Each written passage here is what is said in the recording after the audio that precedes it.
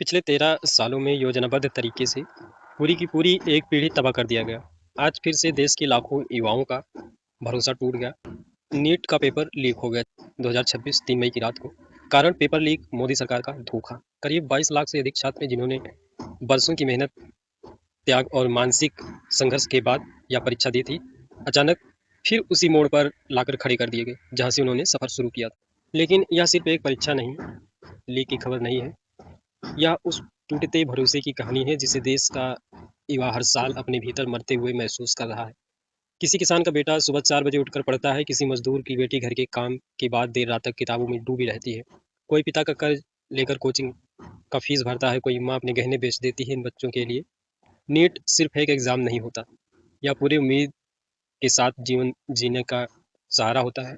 गरीबी संघर्ष से बाहर निकालने का रास्ता होता है।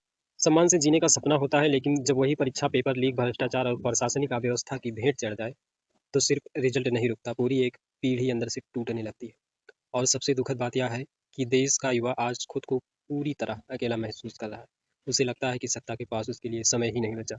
देश का प्रधानमंत्री चुनावी रैलियों में व्यस्त है, रोड शो, प्रचार अभियान, कैमरों की चमक और विदेशी यात्राओं के बीच शायद उन लाखों छात्रों की घुटन कहीं दिखाई नहीं देती जो सालों से प्रतियोगी परीक्षाओं के भरोसे अपना भविष्य टिका कर बैठे हैं। जब देश का युवा मानसिक तनाव, बेरोजगारी और सुरक्षा सुरक्षा से जूझ रहा होता है, तब उसे संवेदनशील नेतृत्व चाहिए था।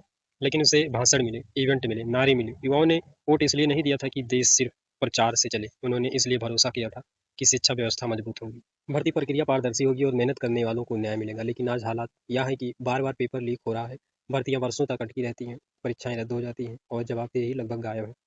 पिछले 50 दिनों से देश का शिक्षा मंत्री धर्मेंद्र पाल बंगाल के चुनाव में ग्राउंड जीरो पर एक्टिव था। सबसे खतरनाक चीज असफलता नहीं होती, सबसे खतरनाक होता है यह एहसास की मेहनत के बावजूद भी सिस्टम भरोसेमंद नहीं। आज लाखों छात्र यह नहीं सोच रहे हैं कि दोबारा परीक्षा कैसे देंगे, वो यह सोच रहे हैं कि क्या इस देश में ईमानदारी से मेहनत करने का कोई मूल्य बचा भी है या नहीं।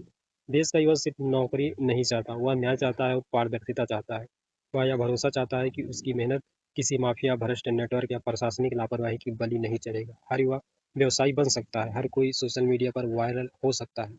देश को डॉक्टर भी चाहिए, वैज्ञानिक भी चाहिए, शिक्षक भी चाहिए, सैनिक भी और ईमानदार प्रशासन भी। लेकिन अगर प्रतियोगी परीक्षाओं पर से भरोसा ही खत्म हो गया तो सबसे पहले देश की प्रतिभा मरती है।